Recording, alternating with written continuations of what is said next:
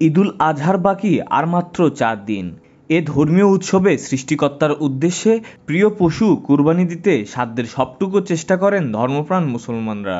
এরই মধ্যে রাজধানী ঢাকার একমাত্র স্থায়ী পশুর হাট গাবতলীতে আসতে শুরু করেছে কুরবানির পশু।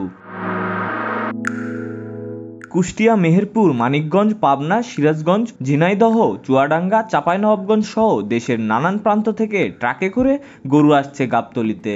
এখনও কেনাবেচা সেভাবে শুরু না হলেও বেশ আয়েশ করে চলছে দর কষাকষি। ব্যাপারীদের দাবি, গরু খরচের বিষয়ে ক্রেতাদের কোনো ধারণা নেই, যে কারণে গরুর দাম কম বলছেন তারা। ক্রেতারা তাদের দুঃখ ব্যথা বোঝার চেষ্টা করেন না। তবে ক্রেতাদের অভিযোগ, আকাশচুম্বী দাম চাচ্ছেন ব্যাপারীরা। এর ফলে দর কষাকষি বেশি হচ্ছে। গরু দেখছেন ক্রেতারা, তবে সেভাবে বেচাকেনা শুরু হয়নি। এবার হাটে ৮০,০০০ টাকার কমে কোনো গরু মিলছে না। মঙ্গলবার গাবতলীতে সরজমিনে দেখা গেছে এমন চিত্র। হাটের প্রবেশ মুখে দেখা যায় হাসিলের জন্য বাঁধা হয়েছে একটি গরু। 2 মণ মাংস হবে না এমন আকারের গরুটি বিক্রি হয়েছে ৮১,০০০ টাকায়। রাজধানীতে কোরবানির পশু সাধারণত ঈদের 1 থেকে 2 দিন আগে বেশি বিক্রি হয়।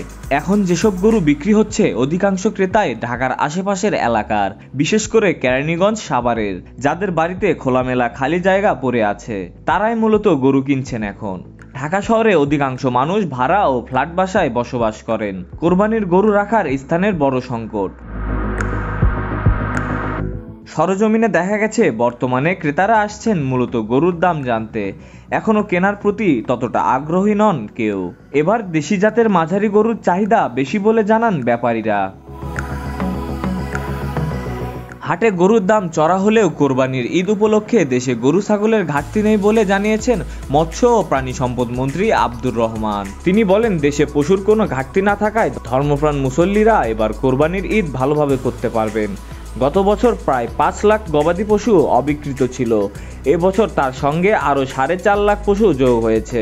আমাদের দেশে চাহিদা 1,29,00,000 লাখ পশু, সেখানে আছে 1,30,00,000 লাখের বেশি। ঈদুল আজহা উপলক্ষে রাজধানীতে 16টি অস্থায়ী পশুর হাটের ইজারা চূড়ান্ত করেছে ঢাকার 2টি সিটি কর্পোরেশন। এবারের ঈদে মোট 20টি হাট ইজারার দরপত্র আহ্বান করেছিল ঢাকা উত্তর সিটি কর্পোরেশন ও ঢাকা দক্ষিণ সিটি কর্পোরেশন। এর মধ্যে গাবতলী স্থায়ী পশুর হাট সহ 9টি হাট বসাতে চেয়েছে ডিএনসিসি। এছাড়া ডিএনসিসি চেয়েছিল সারুলিয়া স্থায়ী পশুর হাট সহ 11টি পশুর হাট বসাতে, কিন্তু হাইকোর্টের নির্দেশনা সহ নানান কারণে অস্থায়ী হাটের সংখ্যা কিছুটা কমেছে। এর মধ্যে আফতাবনগরে হাট বসানো নিয়ে 2টি সিটি কর্পোরেশনের দরপত্র আহ্বান করলেও উচ্চ আদালতের নির্দেশনায় তা বন্ধ আছে।